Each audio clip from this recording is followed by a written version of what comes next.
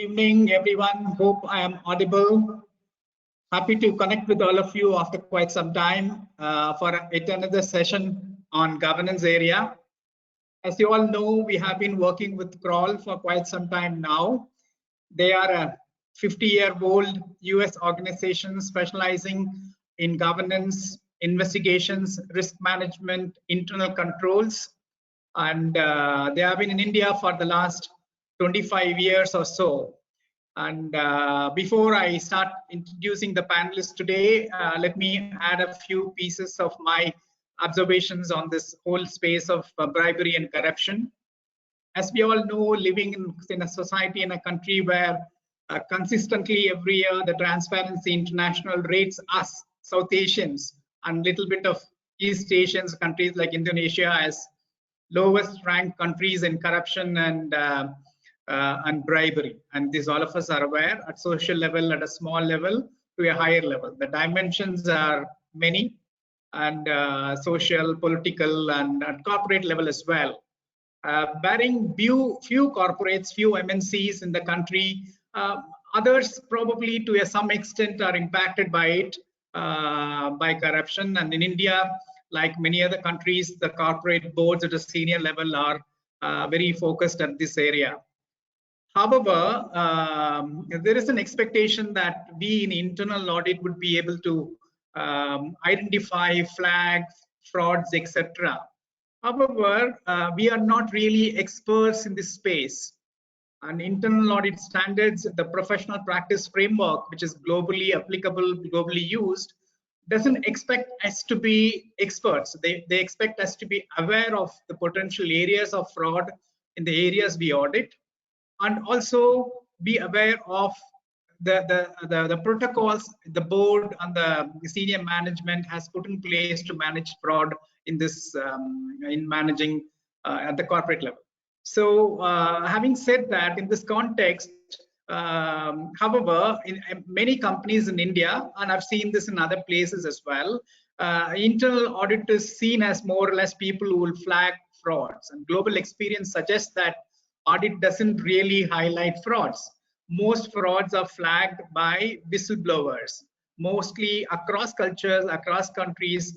More than 80% of the frauds are flagged through whistleblowing. Audits really suggest that there may be potentially something wrong here.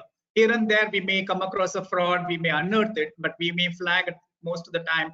The process is weak here and prone for investigation and further detailed scrutiny. As we all know, investigation is a forensic matter. Forensic is something which you have to be very, very thorough, and should be able to collect evidences which can be presented before a court of law. So in this context, agencies, consultancies like Kroll play a greater role, and we may all need to use them for detailed investigation at some point or another whenever we are faced with this requirement of investigating a fraud or a potential fraud. And another aspect of that is a fast-growing economy like India, which is almost 5th or 6th in the world today in terms of GDP. Huge amount of foreign capital inflows are coming. Now, some foreigner who is investing money in this country, in many startups, many entities, expects excellent governance standards, and their money is protected, and the money they are investing is safe, and they are willing to, and they are able to get a reasonable return.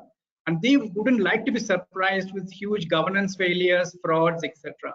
We all know that standards of governance and the quality of management varies across institutions. And in this context also, we are going through a phase where we all need to be a lot more smarter and skillful in handling investigation, and that's where consultancies like Kroll comes into play. Having said that, hopefully this topic should be of enormous interest to internal audit professionals. Let me get on to introduce the panelists for the day today. Mr. Tarun Bhatia is ex-CRISIL and State Bank of India Capital Markets, and he's the MD for Forensic Investigations and Intelligence in South Asia. And he has over 16 years of experience in risk management, focusing mostly on financial services and structured finance. He's based in Bombay. He's worked on a lot of matters on M&A, litigation, disputes resolutions, and has worked with more than 100 listed companies across multiple industries. Tarun, welcome. I'm sure your inputs for today's deliberations would be more useful. Let me move on to Reshmi Kurana, who is based in Singapore. Currently, as of now, she's in Delhi. She's a Delhi person and interesting background as an economist from Delhi School and London School of Economics, and welcome her for today's session. She's the MD of Forensic Investigation Intelligence in Southeast Asia. I'm sure she will have a lot of insights to share from countries like Indonesia, where there's corruption is pandemic. I'm not blaming anybody, that's a cultural norm, right? So we need to face the reality. And she has 20 years of experience and has worked in US, South and Southeast Asia, and is focused on improving corporate governance through people, processes, and technology. And welcome, Reshmi, for today's deliberations. Seema will hardly need any introduction for internal audit professionals across the country. She has been a leading Board of Governors at Hyderabad. She's been a leading active person in our Women's Forum and IIA Institute of Internal Auditors. She was heading the audit function in Dr. Reddy's until recently. Now she's moved on to operations and she is heading the M&A insurance function, governance function in Dr. Reddy's. And she has over 20 years of experience and has focused on SOX investigations, audit governance, etc. I'm sure she will be bringing in rich experience from our Dr. Reddy's are globally present. And I'm sure our exposure to this area would be welcome and useful for today's deliberations.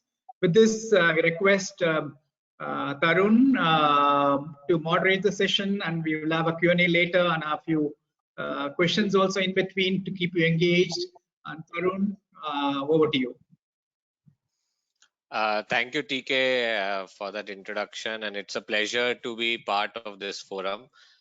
We've thoroughly enjoyed our association previously, and I think it's great to connect with this community on different themes. And our experience, especially post the last discussion which we had, was again focused towards role of internal auditors. Was the level of interaction and engagement post event that this community had with us was very encouraging, and I'm hoping that we have a repeat of that this year. For every year for the last decade, Kroll has conducted a global survey to assess fraud risk. This year we did the same, however with a twist, focusing predominantly on bribery and corruption risk, which again came to the fore during the pandemic. And over the next 10-15 minutes, I will try and rely on this survey to share some of the observations and context for our panel discussion, where we have people from industry who've been internal auditors and bring a lot of context, and between Reshmi and me, more of practitioners who deal with themes of fraud on a day-to-day basis in the region. So just to give a context on the survey itself, so we surveyed over 1,300 CXOs across 17 countries during from varying roles, and got inputs and perspectives on their understanding of bribery and corruption risks that they have seen in their roles in the companies. The profile of the companies that we looked into was almost 2/3 of the companies had the revenues of about 250 million, and the remaining were companies with the revenue of over $1 billion. So we've kind of looked at both mid and large companies to understand the context of how bribery and corruption affects companies who are in different sectors, but also in different life cycle of their corporate journey. And I mean, one of the data points that stuck out was the fact that when you try to estimate the global value of bribery, it comes to about 1% of global GDP, which is $1.75 trillion, and it's not small. It's substantial.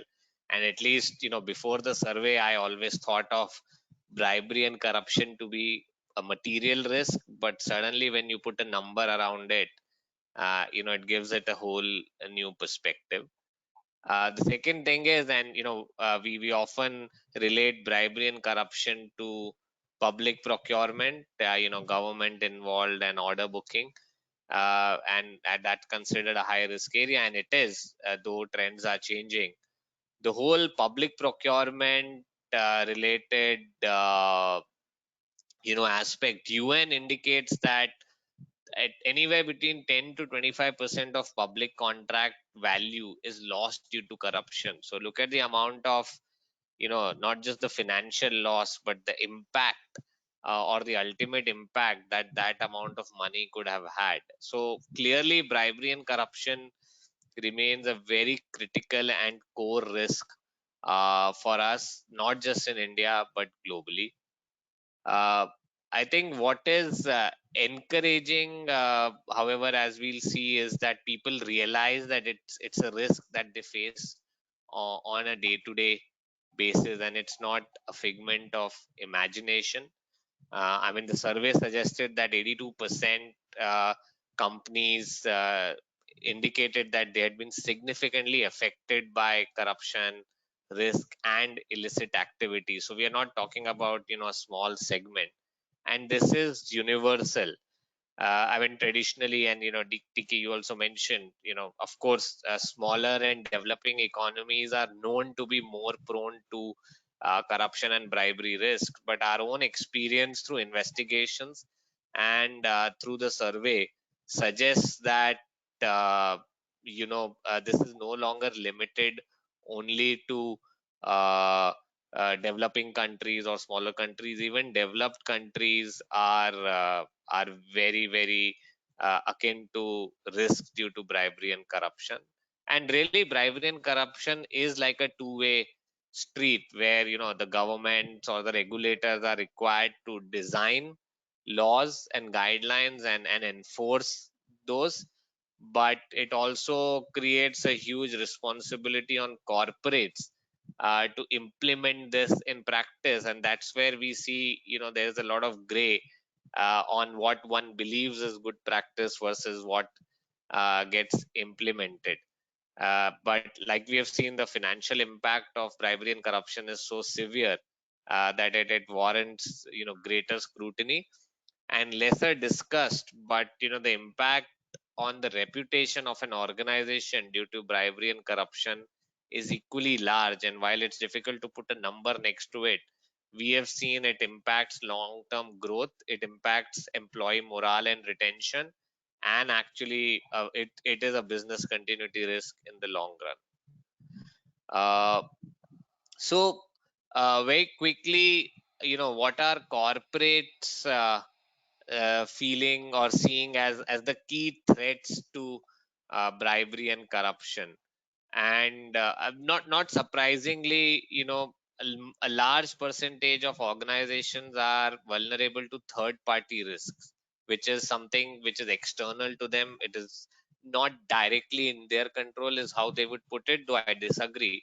But really, it's risk which comes in through vendors, through suppliers, through distributors, and even customers. And this got highlighted very strongly during the pandemic, where we'll talk about it. But really, third party risk related to bribery and corruption, almost 1 in 2 companies were a victim of fraud, which means the incidence is fairly strong. But even poor internal record keeping, which is very much in the control of the company, and actions of the employees itself were also key risks or threats identified on why bribery and corruption risks continue to increase. Uh, when you look at the global side, and I mentioned we looked at 17 countries across the globe. We've looked at North America, South America, even Africa, Europe, and 4 Asian or APAC economies for that. And like I said, almost every country sees bribery and corruption risk as a serious risk. But what is encouraging is that companies have started taking proactive actions, and this is again something which we have witnessed universally.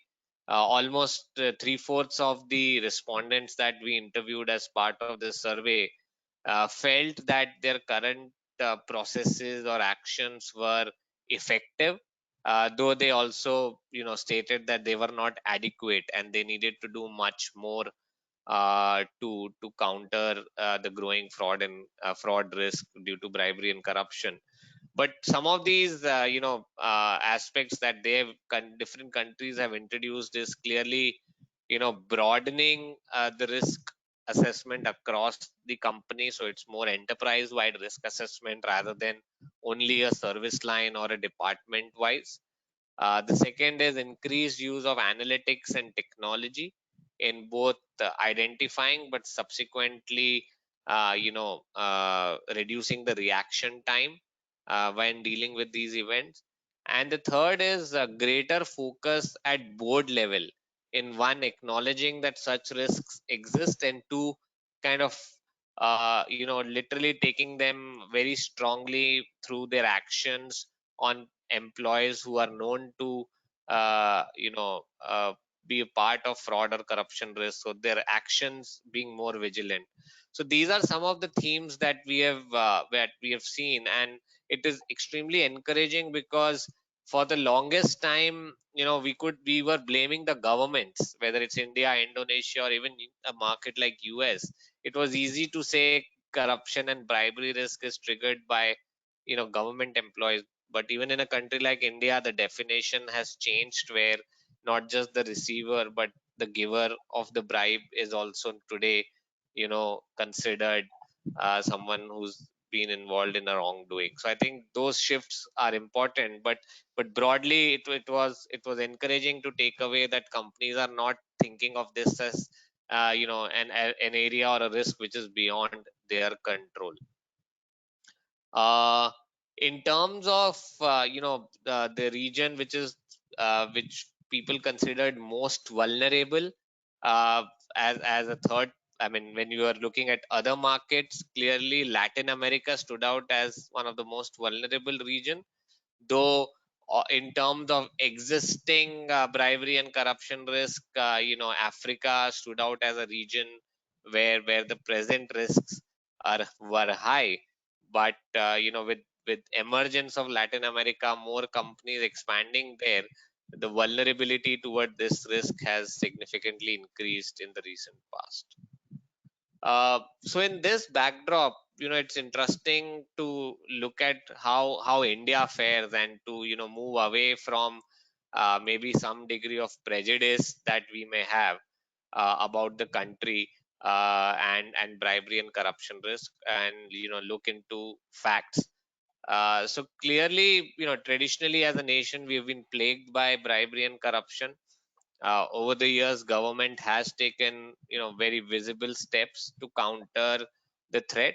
However, the risk remains fairly potent, and some of the common examples of bribery and corruption risk that we witness in India are around you know release of payments by government authorities and department, and this is a shift where earlier it used to be during tendering, but now most of the tendering has become electronic with limited influence. The other is, commissions charged by procurement managers or agencies while introducing new vendors, or, retaining contracts to vendors. And something which at least we have seen from our lens in Kroll, which has grown in the recent past, is contribution towards CSR initiative, including personal CSR initiatives. And this is where we are increasingly putting a lot of our energy on, and with the emergence of ESG, this risk has become much more prominent. But despite Indian companies continuing to face corruption and bribery risk, India, again, like other economies, feels that they have effective controls in tackling these fraud, and almost 88% of the companies in India mentioned that their anti-bribery controls and anti-bribery and corruption controls are effective and in place. Uh, However, the risk remains. When you ask forward-looking questions around bribery, around illicit activity, almost 83% of the companies continue to feel that there is a significant or a very significant risk to their business because of bribery and corruption.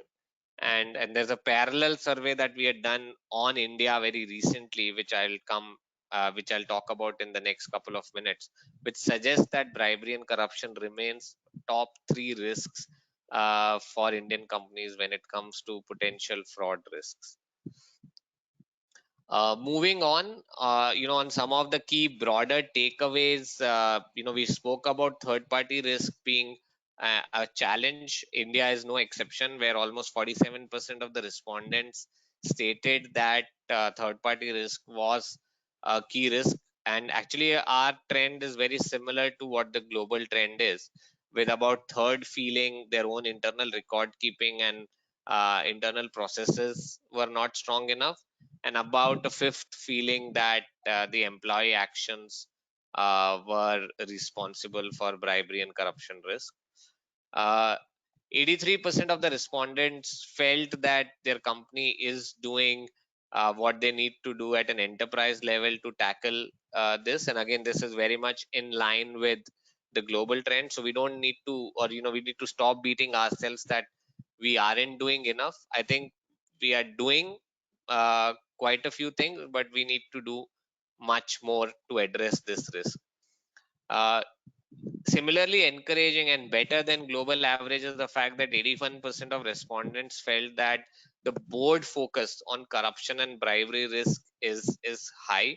I think partly this has also increased because of increased scrutiny on role of directors, including independent directors, and the potential risk that each one of them faces if the companies that they're on board of is part of a bribery and a corruption related event.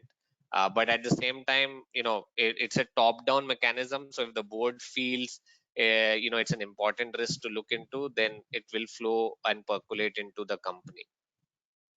And lastly, 92% of the respondents said that their company uses data analytics to detect and identify bribery and corruption risk, and that is again very encouraging, with the global average being at 86%. So clearly what this indicates is that whereas the overall bribery and corruption risk is in line with what we are seeing globally, in terms of proactive nature, India seems to be doing better than some of its peers. When it comes to the outlook, and this is something that we had done a survey with the Confederation of Indian Industry, CII, a couple of months back, as part of our annual survey in India, which still suggests that fraud risk continues to remain high. Almost 65% of the companies that were surveyed mentioned that they expect total frauds that they suffer, or the value of frauds, to increase in the coming 12 months, which is definitely not encouraging, because fraud leads to, like I said, reputation risk, financial risk, and employee morale risk. So if 2/3 of the companies feel this risk is very prevalent, that's not very encouraging. But more importantly, among the various forms of risk, whereas cyber, not surprisingly, was rated as the most prominent risk, bribery and corruption continues to feature in top 3, including 12% of respondents ranked it as the most critical risk. So this suggests that while there is initiatives at different level, there is still a long way to go before we are able to tackle this or remove this in a meaningful form. And I think this brings us to my final slide, and before I bring in the panelists, about how companies need to change their thought process, need to redefine, especially coming out of the pandemic, on how they deal with fraud risk, especially bribery and corruption. I think the first is it's like a no compromise situation, because there is no small fraud or big fraud. A fraud is a fraud, and your actions need to deal with it. And we have seen hesitancy in Indian companies. I mean, recently we were involved in a early discussion where there was a whistleblower allegation, TK referred to it, which remains the main source of such complaints on the CEO of a company. And initially the board was very kicked about it. They wanted to investigate, but 24 hours later they started introspecting the implications of an investigation. Do we really need to do that? Do we want to spend that kind of money? And I think eventually they decided to do more like a checkbox approach. Now that is the real risk, when a whistleblower takes that step, has the courage to make an allegation, it deserves at least a detailed look through. We could conclude it's not a worthy allegation, but not doing that itself is not good. And SEBI and other regulators are taking more closer look in these initiatives, but I think that becomes very critical. I think the second or some of the other themes are that uh, a good investigation or looking into a fraud event means relying heavily on company's data, company processes, company's people, process walkthrough, talking to people. And hence how well the company maintains information, how well they are able to bring people together, give access to people and information becomes very critical. And our view has been the role of internal auditor is very central in this part, because sometimes the allegations are at very senior people and not just on processes where these events could get compromised or marginalized. But we have seen we worked on an investigation on a financial services company where the internal auditor really drove the allegation on CEO, very independently working with the audit committee of the board. So really a lot of impetus on the internal auditor to ensure that it's an independent process, and the company is providing the necessary support. And I think the last is, post a review of a fraud event, what do you do? Just finding the evidence, taking an action is good enough, or it forces you to move, develop new proactive means, train your employees? All of them become very critical. Sometimes we have seen that just concluding an investigation becomes a goal in itself, which is not adequate. And again, this is where an internal auditor working with the general counsel, working with the board, becomes very critical. So I will stop at that. These are our thoughts from the survey that we have conducted, as well as the day-to-day experience that we have. And I will bring in the panelists into this discussion now. And before we really did that, we also wanted to do couple of poll questions. We'll do this through the discussion over the next 40-45 minutes. But to begin with, we wanted to run just two questions with the audience, which allows us to get a flavor of what have you been through in the recent past. So Mehnaz, I'm just putting up the first, reading out the first question. I hope the audience will be able to poll on the same. Sure, So the first one is really, we wanted to understand in the last 2 years in your organization, what is the level of bribery and corruption that you have witnessed? And we have given you 5 different options for you to select from. So it would be great to hear from all of you. You have about 10 to 15 seconds to select your option.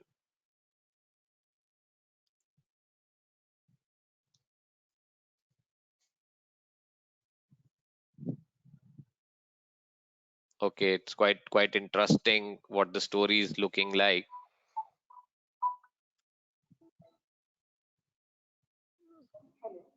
Okay, let me move to the next question.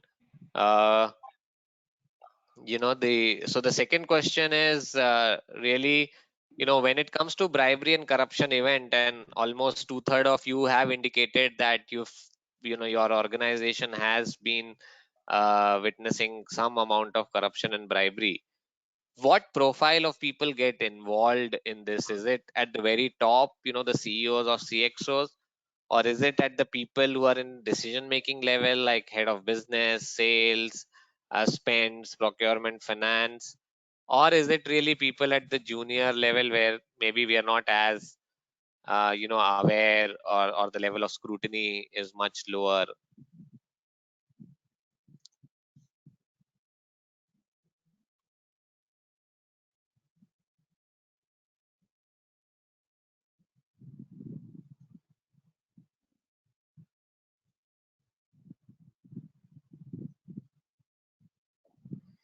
Okay, very interesting. Okay, maybe Mehnaz, we could stop the poll, but thank you firstly for sharing this. It is anonymous, but it helps us to get good flavor. So let me just quickly give a perspective to TK, Seema, and Reshmi. But about 68% of the people who polled said that their company did witness a corruption and bribery event. And of the people who've seen an event, while 50% of them felt that it was the mid and junior level, almost 7% have said that CEO, CXO level was involved, and it's business development and procurement are the other two. Surprisingly, head of finance has not been an accomplice. Maybe they were internal auditors before they became head of finance. So that could be reason. But let me, to begin with, first bring in my colleague Reshmi, who heads the Southeast Asia operations and has previously been part of Kroll India as well, to do some level of comparison. Reshmi, we did this for 17 countries, including APAC countries, and India traditionally has been the villain. But how would you compare, bribery and corruption risk that some of the developed markets or other emerging markets in Asia have witnessed, and in that context, where do you think India stands? Sure. Thanks, Tarun. It's good to be here. I think, like you said, India has always been considered from the outside in a difficult place to do business. And one of the reasons for that is the perceived corruption and bribery risk. So I think the first message we hear from foreign companies or even Indian companies who are looking to invest is many of them have begun a serious cultural shift to making corruption sort of their companies a zero tolerance towards corruption, right? So now that is not an exception anymore for a company of certain size and global ambition and even national ambition. Having zero tolerance to corruption is now actually more the norm than the exception. So I think that's a very positive, positive move.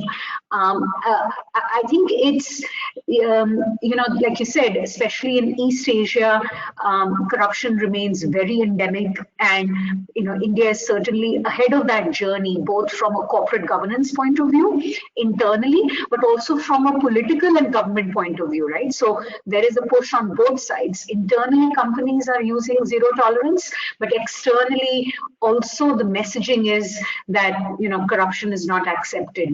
I think the greater challenge is the fact that for internal auditors, what more can they do to highlight things which are not in their control? I think while companies can have a zero tolerance policy of corruption, and India is right on that journey and doing well. The question is that our operating environment is becoming such, and Seema is here from an Indian multinational. Similarly, there are many regional and Indian multinationals today where your ecosystem is beyond what you can do internally. You're dealing with third parties, you're dealing with foreign third-party customers, you're dealing with contract employees. So I think, the challenge, and I think the next generation challenge for internal audit will be how to keep a tab on that risk, be able to measure it and counter it. Tarun. Sure. Thanks, Reshmi, for that context. I mean, yes, zero exception, zero tolerance is also a language we hear, in some of the investigations when we interview the board. But what at least I have seen is they also kind of, on the side mention about their lack of ability to influence that. It's something that they talk about, but how it gets implemented is not as much in their control, and that's where the whole percolation. But maybe Seema, I wanted to bring you in, here. Pandemic, the last 2 years, it's affected all of us, but largely from a pharma sector, it's been a windfall, if I put it that way, because sudden need for healthcare and all of that.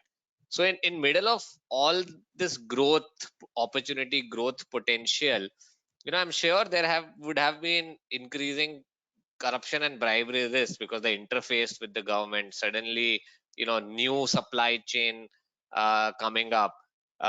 So could you throw some light on one again, in you as a practitioner and the company, how did you tackle that, and what is your reading of some of the data points we discussed about bribery and corruption risks being high, but Indian companies also doing various things to tackle it?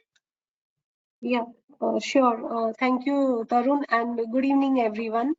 I'll just speak on three perspectives. One, I'll speak on an overview of what are the major risks in pharma, and how some of those we are mitigating them, and how as internal audit team we have in our journey. In my internal audit stint, I'm just pausing.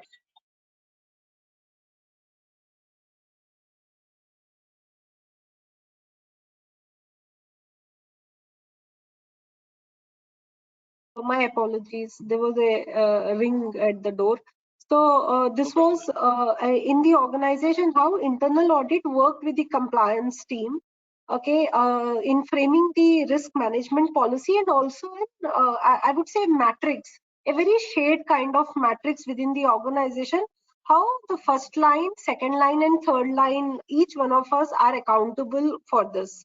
And specifically to Tarun's question with respect to pharma risk, how things have been different during the pandemic time. First, from a pharma space, actually, there are 3-4 areas. One, Reshmi has covered. The third party risks is an important area, but from a pharma HCP, dealing with HCPs and contracts with HCPs, that's a major risk for pharma companies that get into a bag. The second, definitely, as other organizations go through, either it could be with your suppliers, either it could be with your business partners, managing third-party risks very appropriately. These are the major ones for pharma. So in our case, what we have done is, like 2 years back, our internal audit team and the compliance team came together on the same table, including the whistleblower team. The complete team came together. We completely looked at our fraud risk management policy overall. So 2-3 gaps we have found out. One, what are the actions we took?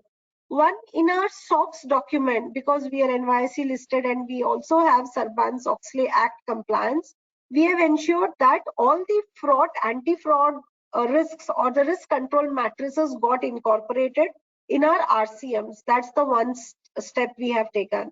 Second thing, we have formed a shared responsibility document as part of our policy. So this document is between many functions. Actually, it has legal, it has compliance, it has whistleblowing, it has HR. Because sometimes what are the actions an HR has to take? It is between the internal audit team, the IT team. So across the matrix, that's one thing we keep. And third important thing, what we have done, and we have implemented this program I would say 80% has got implemented. We named it as Digital Watch. We have worked on to implement a data lake and build queries on that. So it is doing a 100% population audit of the red flags. That's the approach. I would say we are using technology and leveraging it on our 100% population. So this is the way we are building on it. The third thing very specifically, Tarun, on the question during pandemic, actually there were two things very important. As a pharma company, we had to address first the needs of the people, what the call of the nation and the need of the patients, and that was the focus. And an important question for me to ask at that time was, as an internal auditor, what is relevant for me and where I am relevant as of today? That was first question. As a team, we debated. So what we worked out during that time is we prepared risks across each of the categories. What could happen in my supply chain? What could happen in finance? Any accounting documents that I may not review? Any purchases that are not following the process? What is happening in my logistic and distribution system? What is happening with my IT? I'm working from home. So what are the control failures that could happen? Is data getting shared outside? So for each activity, we have built what could go wrong. And then we went and spoke to our business heads. We gave them this risk matrix. We told we will not audit because this time I cannot come and audit you.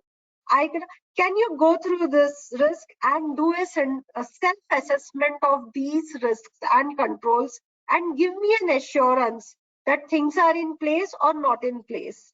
And as things settled down, few areas that we felt had red flags, we reviewed and audited them. But this was the process we followed, Tarun, during the pandemic time. Thank you. Thank you, Rima. Very, very interesting. I mean, I think your three-step process of how you deal with it itself is, throws a lot of light, and I especially, fully agree to that point of shared responsibility, because even in our investigations, what we have seen is typically each vertical talks to us in silo. So even if we're doing a procurement fraud, finance will immediately come as a defensive saying, I only look at invoices, and sales will only come and say I was involved only at the time of onboarding, and suddenly the person named in the whistleblower allegation becomes guilty by default till you unearth the underlying documentation and you realize there were gaps. Many times the fraud happens because the checks and balances just didn't happen. So the shared responsibilities, if it is happening, it's great because that itself reduces the fraud. And I think the last point that you made about in the pandemic, I mean, do you become a purist or do you say, okay, this is the environment I'm working and I'm in a company which has to meet certain demands, so how do I prioritize, and you identify high risk and low risk areas. And I think at least I can say to other practitioners on the forum right now, that becomes important, because ability to react to a situation is as important as doing the right thing. Otherwise it has to be horses for courses. So very interesting. Thank you. TK, maybe I'll bring you in. You have domestic, global experience, consumer goods, media.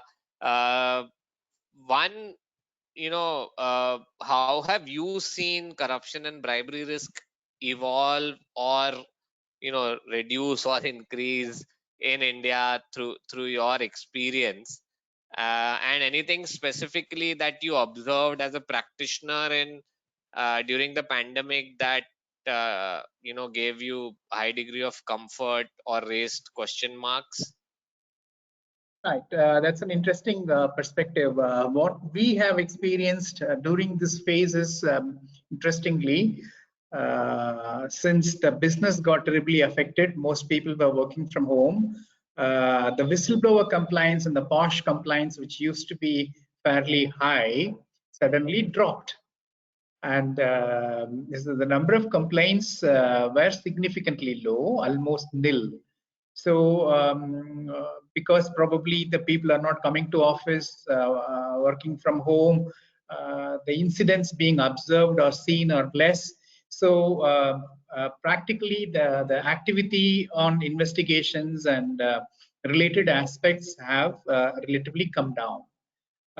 Having said that, the spend level significantly went on the digital media.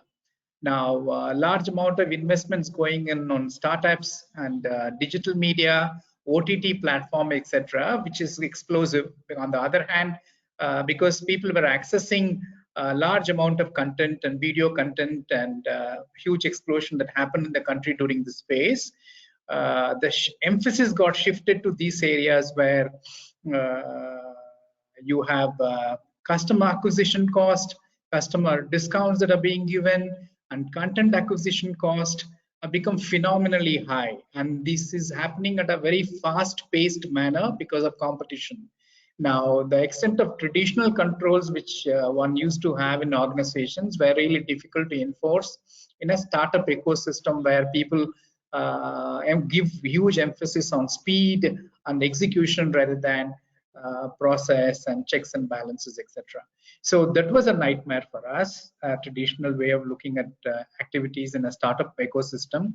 What we did was to make sure that the people working in those organizations, particularly high-risk functions, are put through repeated cascade and on code of conduct, organizational culture, behavior, values, enforce them so that if at all anything goes wrong in that place, they would come forward quickly to inform us or do a whistleblowing or whatever. So this is what we experienced, and until now that remains the same. And of course, other aspects like data security and access controls and taking care of all kinds of preventive controls so that our systems remain strengthened were all done at the very, very initial stages itself, so that we really never experienced any major control weakness on the cyber fraud, cyber security side.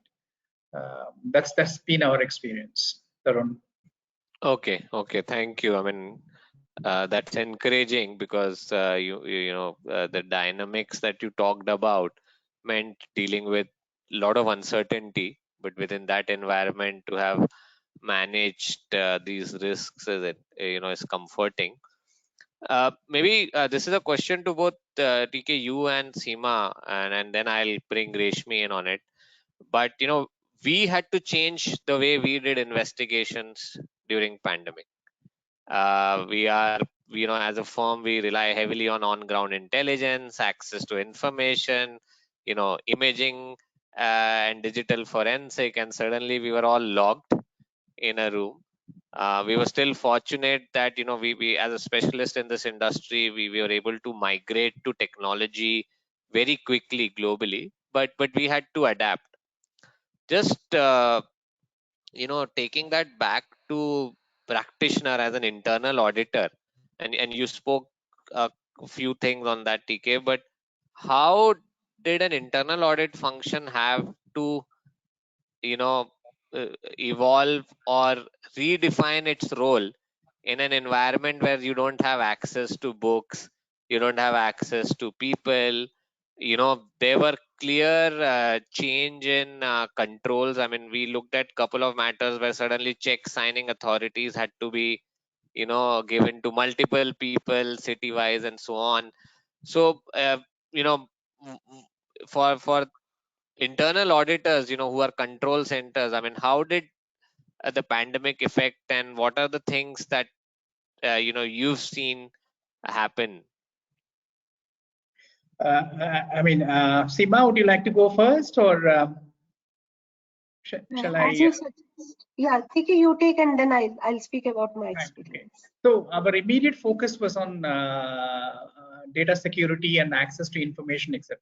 So that was strengthened through virtual private network, as well as dual factor authentication, as well as SOC, Security Operations Center, outside. So it keeps watching all our servers and all the attempt to access our servers, and also penetration testing of all our sites. So these were something which were earlier there, but was reinforced to make sure that we are not exposed to cyber-related issues, cyber-related crimes at all. That was the immediate priority.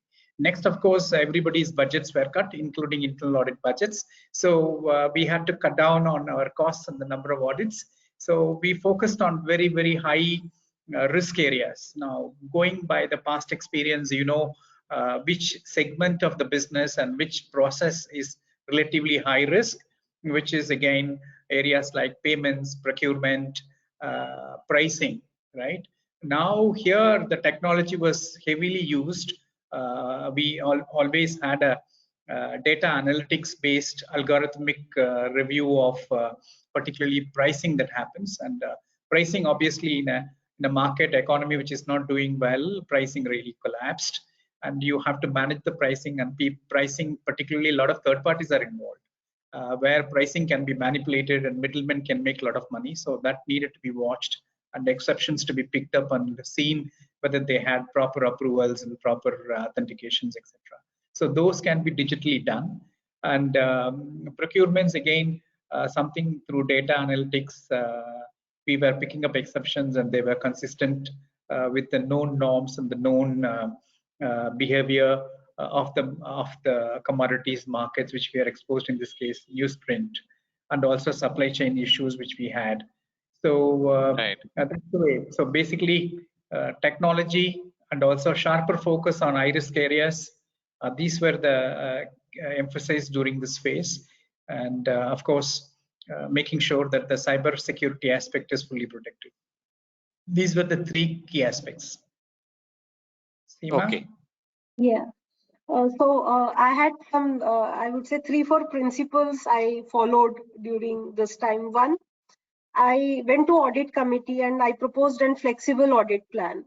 So that I agreed with the audit committee, saying 70%, 60-70% of my audits will be fixed, 30-40% of my audits will be flexible. It means based on the risk that will paramount or the risk that will get highlighted, I will change my audit, and in every quarter I will come and propose to the audit committee what are the audits that I will do.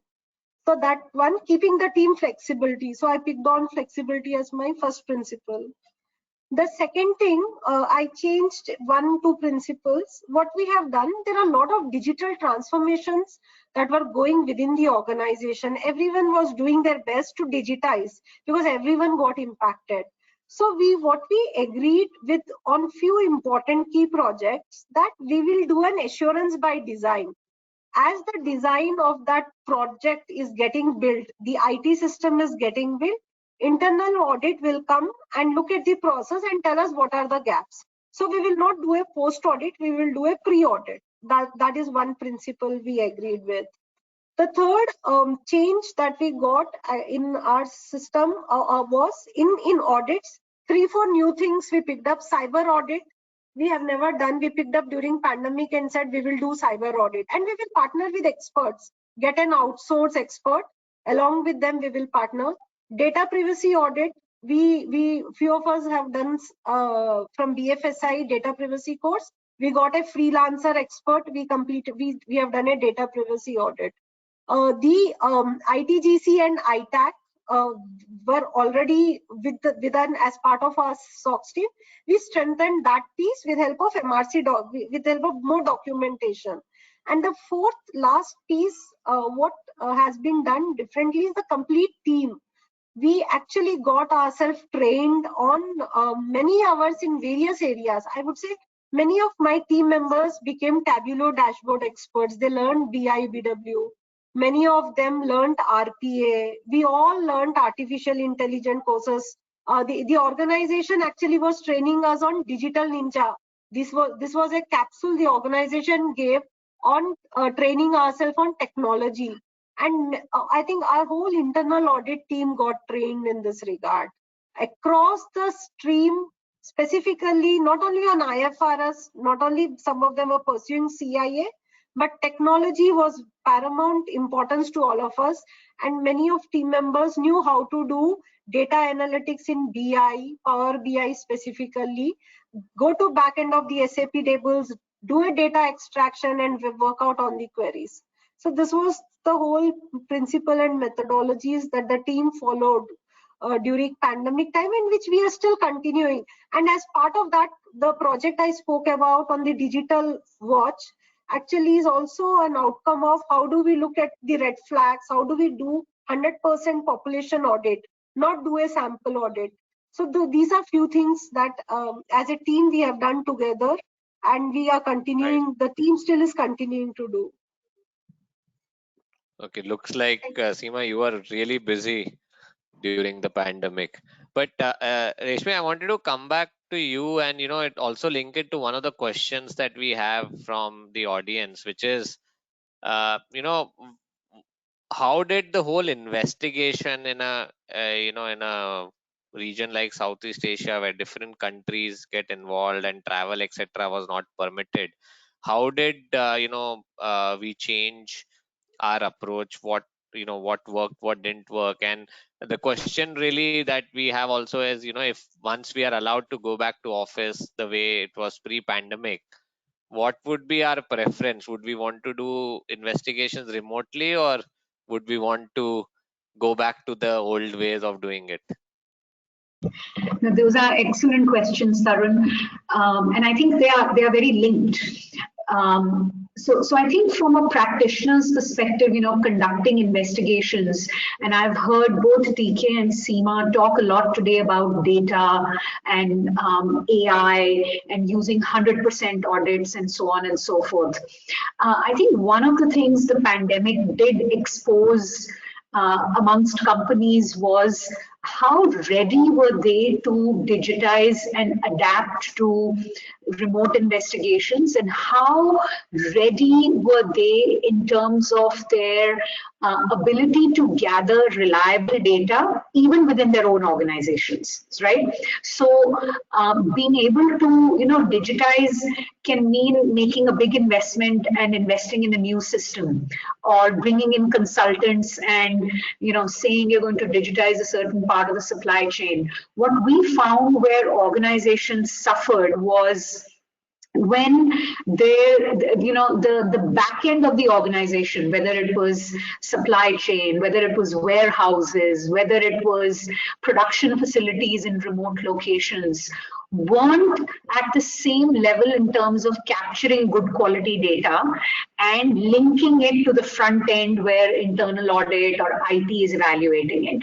So the risk became that when we tried to do investigations remotely, and while we had great tools like Power BI, etc., if the quality of the data is not good, you have a risk of garbage in, garbage out, right? So, they had SAP modules where it was highly manipulated, or so I mean, it was a in a way, the pandemic exposed these things which otherwise would have kept hidden, because investigations were often on the ground and you could, deviate and go around these challenges. But now, if you're sitting in one country and your investigation depends on doing accurate data analytics, that data has to be reliable and your SAP has to have a unique product code for each. I'm just using it as an example, but we worked with large companies where you realized how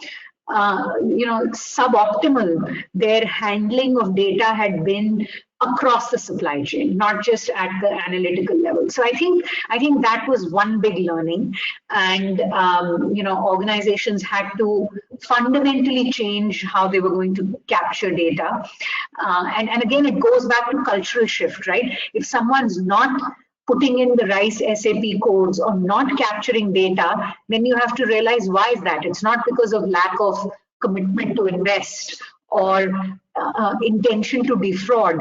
It's something about the culture of the organization, whether it's how your warehouses operate or how incentives are given. So a lot of other organizational issues get exposed when your data is not excellent and very good and you can analyze sitting in your HQ. So I think that was a good learning for us investigators.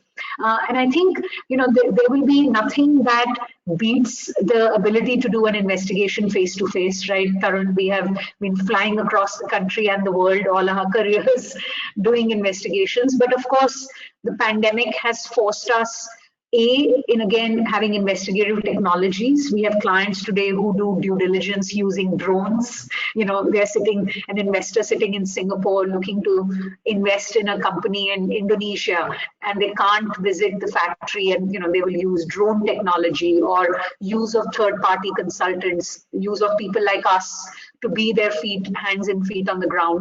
So that's been very good. And of course, that results in time and cost efficiencies, which is something we have to learn from. So I think, there will be an element of audits and investigations becoming physical again, because global companies have to be interconnected to do well. But I hope some of the learnings from using technology and remote methods and improvements that companies have been forced to make will carry over into the post-pandemic world. Yeah, no, absolutely. I think we've learned, unlearned, and we need to relearn now what's happened. I just had one observation. Of course, this whole concept of privilege, whether at home or at work, came to the fore during the pandemic. But what we realized during our investigations was also privilege of companies. I mean, the whole adapting or migrating to tech, use of digital means to manage fraud or be proactive was still very much, limited to what I would say the top tier corporates. As we looked into, large but not so large mid-tier corporates who are aware but didn't have the means, were not prepared. I mean, in my experience, the internal auditors had new set of challenges because they didn't have the technology, so they didn't have the means, but they were in an environment which was which needed them to react, respond very fast, and it wouldn't have been easy. And I think one of the questions also we have received is, what do you do when you don't get the necessary support from the top management? And I mean, it's difficult being an internal auditor where where you're not getting that support. I think as an employee plus an internal auditor, again from our experiences, you need, when you're not getting the support from top management, you really need to assess how strong the board is or how open the board is, and that's very much an option that is available. I mean, in India, I think employees don't think of board as accessible. It's something that only the CXOs or the top layer thinks of being accessible.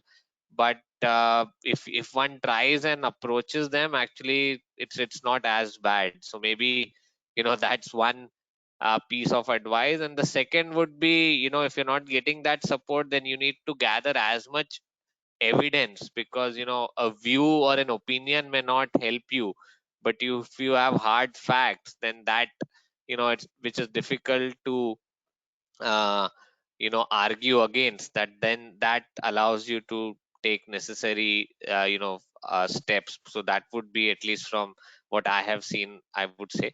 I know we are running short of time, so I wanted to just get because we are talking to internal auditors here and already got a lot of perspectives, but I have seen there are practical challenges also that the community faces. I mean, I can, without getting into names of companies, but both from my own experience or clients that I've involved in, many times internal auditors find it difficult to get the necessary support from various stakeholders. I mean, businesses at times think of internal audit as one more function.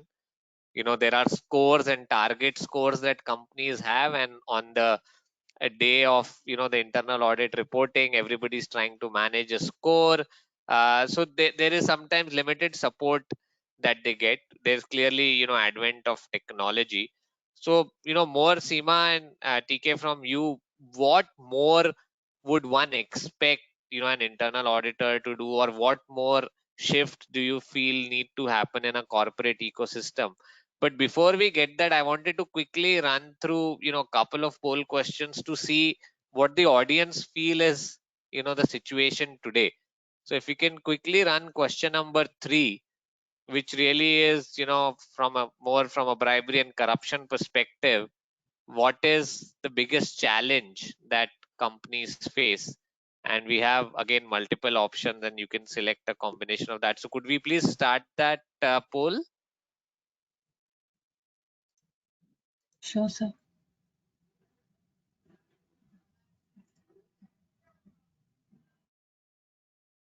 So this is a question around, the challenges you face when it comes to dealing with corruption and bribery as a risk.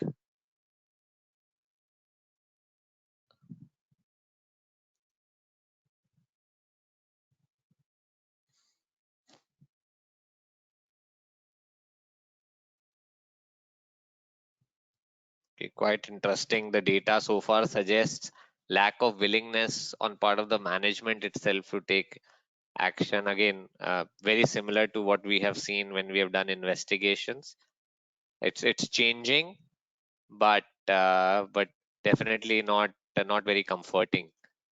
I think everything else is fairly similar. Training, third party record keeping and data is almost anywhere between 10 to 15%, but it's the lack of willingness of the management. Okay, let's close this question and move to the next one, which is, we spoke a lot about, enterprise risk, digitalization. So what do you think are the most important features of enterprise wide risk? And you can select up to 3 options here.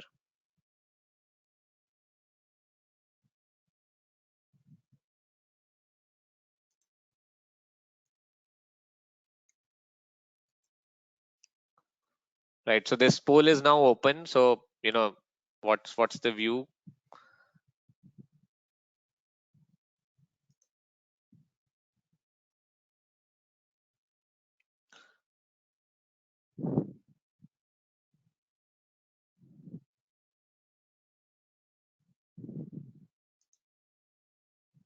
Okay, so it looks like,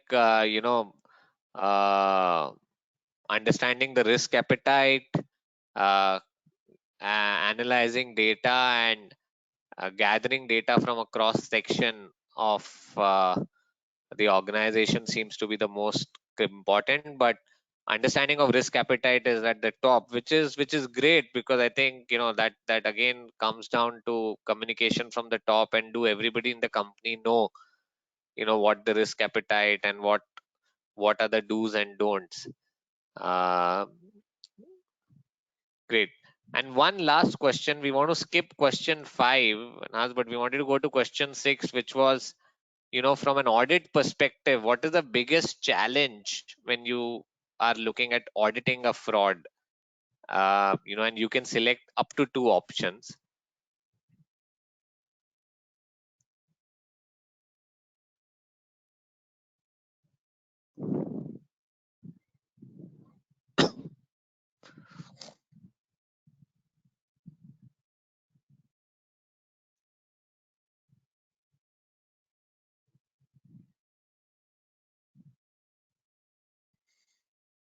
Okay, interesting. So it looks like, lack of technical skills to analyze data, having access to data are the most prominent one. And we'll keep it open for another 10-15 seconds. But parallel to that, Seema, TK, both of you spoke a lot about data security, analytics, information review. Do you think, the people who are responsible to do this today in the broader corporate ecosystem are equipped? Do they have the necessary technical skills, or is there a huge gap, and what needs to be done? Because that clearly looks like that's the biggest challenge today. Yeah, from our perspective, by and large, the skill set is mixed. Some organizations have built in good teams. and some rely on third parties. It's a mixed, depending upon the size of the organization and also the team size which is there. And so you have a separate teams who are trained, specialized in data analytics, etc. And there are very sophisticated situations where you really seek outside help of any other consultancy firms to get in, because there is an industry domain involved, a lot of external information to be collected and seen, etc., etc. Having said that, there are also certain challenges from a typical Indian point of view environment, where some firms really don't go full hog in terms of data security. For example, if you have to scan the Gmails of an employee, or if you have to scan a bank statement of a particular person, you would be surprised that briberies these days are sophisticated. You get money transfers online, bribes, most evidence which you can get. Here you have to look for bank statements, etc., which, as you know, is a tricky one because it's a difficult one. Some of those aspects the big consultancies may not be able to help, whereas there are other firms who could possibly help some of these areas, because establishing conclusively something has happened, so and so has benefited, there is a mens rea, conscious attempt to defraud and personally benefit. These are elements which really difficult to focus on, but you can do that, and depending upon your skills and experience, you can do a blend of both. And also making sure that there were questions about support from senior management on fraud investigations, etc. By and large, barring some organizations where at the very senior level, people want to conceal something or want to do something either to impact the share price or otherwise, by and large, the audit committees as well as the senior managements are really supportive, and you need to demonstrate to them that your competence and capability to deliver and build trust over time, and be a partner, objective, honest view of what you have seen and what you report without any personal bias, prejudices, etc. You build credibility and you get support, and in most cases we do get almost lots of information from the back end available. Depends on the organization's maturity on data keeping of a particular individual, or the software access made available are under appropriate governance protocols. You can scan mails, you can scan data, you can get financial data. So a lot of things are now slowly available. There is Active Directory which is available constantly. You can keep a watch. So all those things are really helpful. Just to go back to your question, it depends on the maturity and the size and scale of the organizations, where you have a blend of team in-house, outsourced, depending upon the issues. That's the way we approach that. Seema? Thanks. I think TK, you have covered all the points. And I'm also looking at the time. Maybe we have crossed our. You can share your thoughts, Seema. We still have majority of the audience still logged in, and the questions are only keep pouring in. So please go ahead. Okay, so I think on the skill set, TK has wonderfully covered all the inputs, but I want to share my experience with respect to stakeholder management.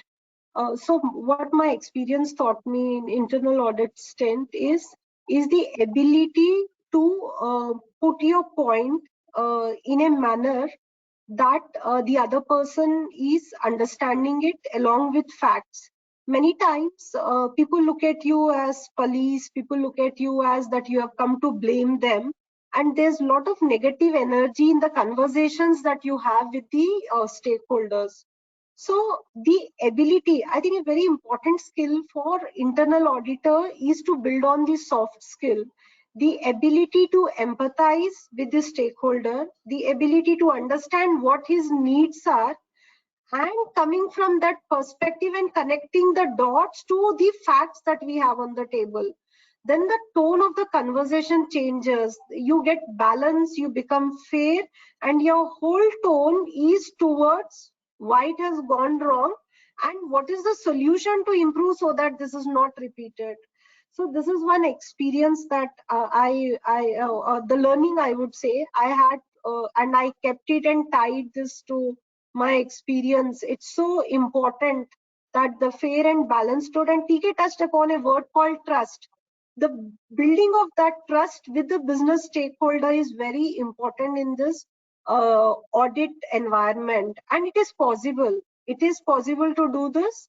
It is only you take steps in a balanced way, but the major part is you need to have facts and evidence on the table, but how you put them, what are the questions you ask them, are you asking right, what and why, when and where questions. Those are very important rather than jumping to conclusions. Usually as auditors, many times we jump to conclusions without hearing the other person. That is, we should avoid. So this is what I wanted to share with the community. Thank you. Thanks, Seema. Now that is very important. I mean, I think that's the golden rule for us also in investigation, that please don't go into an investigation pre-decided.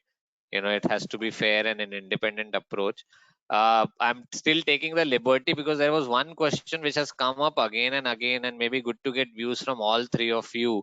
I have my own views on that, but you know, what is the balance between data analytics or focus on data and the cost all of it has? Because, you know, companies don't come with unlimited resources.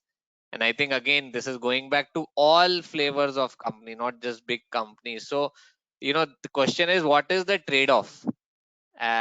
Because yes, all data, real-time data at all points of time, you know, would be the best, but it has its own, you know, implications. So any views on that?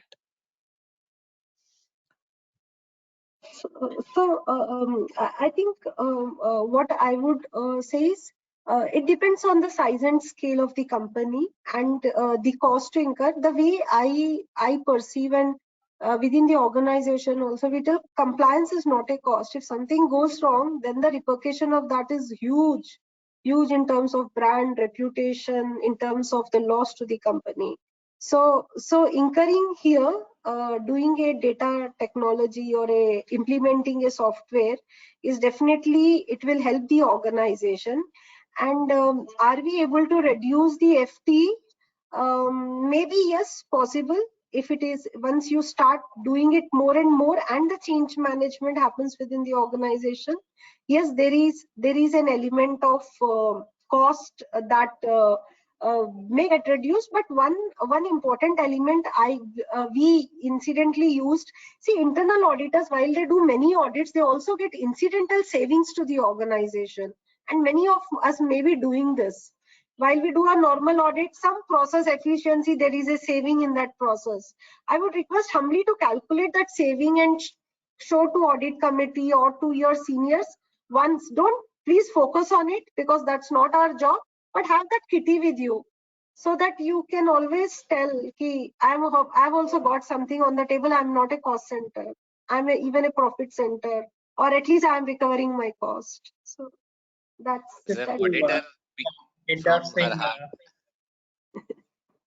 Seema's views. My own observation is that audit is more and more going into data analytics, and it's not a cost of analysis, but it significantly reduces subsequent auditors' time later. So it's really upfront initial investment in data analytics and a very sophisticated approach to that saves huge amount of time later and the resources later, because we do not have the luxury of more auditors and more audit cost available. Investing in good data analytics in the initial stages and having the capability to drill down will sharpen your scope and reduce your work and reduce the resource deployment. I don't think it is really adding to the cost, but initial investment, yes, but subsequently it has scope for reducing your engagement time. Yeah, I would like to echo what Seema and TK have just said. You know, for organizations, burying their head in the sand is not an option. So I think you cannot say we don't need data. We need data to know how a business is truly performing. I think both internal audit and business, Seema, as you mentioned earlier, need to communicate why the data and the expense related to the data is actually good for the business itself. Internal audit does not exist in isolation for its own sake.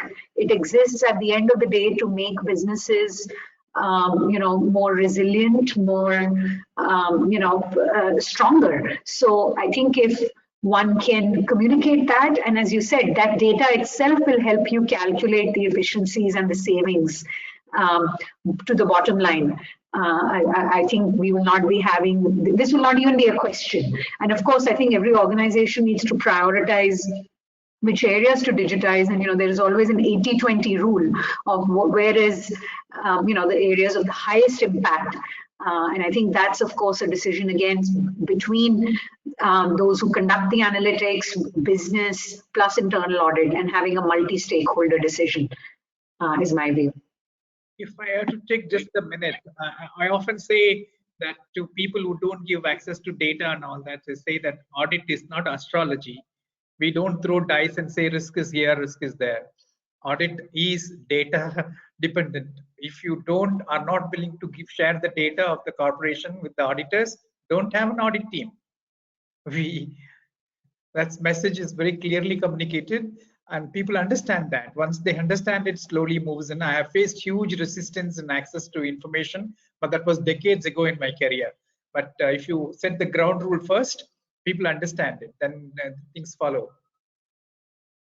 Sure. Thanks, TK, and thanks, Seema and Reshmi, for your perspectives. I think we have so much more that we could talk on this theme, but we are well beyond time. So maybe TK, I'll pass it back to you to close the session. But at least I have thoroughly enjoyed this discussion, and once again, thank you to IIA for this platform and this very open and transparent discussion on this theme of fraud risk.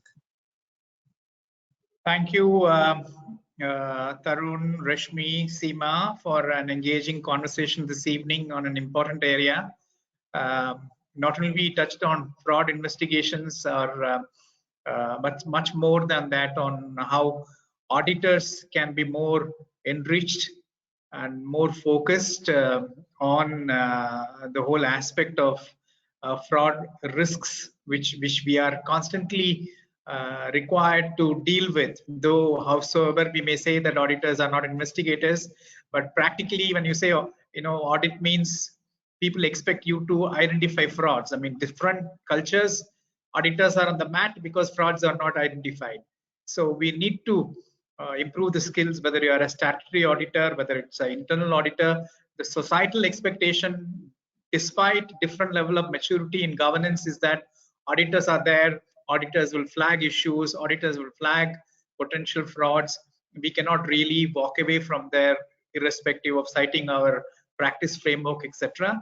The sooner we engage ourselves in building skills in this area, or seek skills from people like Kroll to investigate when sophisticated matters come up, or to put in place a governance mechanism which will help us prevent the incidence of serious frauds, I think we would be doing a great service to the organizations whom we serve. With these few words, I would like to thank Tarun, Reshmi, and Seema for the evening discussion today. Hope you found it useful and engaging. I'm sure you can deal with Tarun or Reshmi or Seema or myself if you have any questions which remain unanswered for positive time. Yeah, thank you. And we've tried to answer all the questions as much as possible, including Seema, you are a role model for people where you can now show an audit not as a cost center but a profit center. So I think that's the biggest takeaway among everything else that we have discussed here. As long as it is done rightly and there is no fraud involved in that positioning. But Great. No, it's I think as usual, amazing participation from the audience, and whatever hasn't been answered, we will certainly write back to you with our thoughts. So thank you everyone, and have a great evening and a great 2022 ahead of you. Thank you. Thank you, everyone. Bye. Thank you and all the best. Yeah.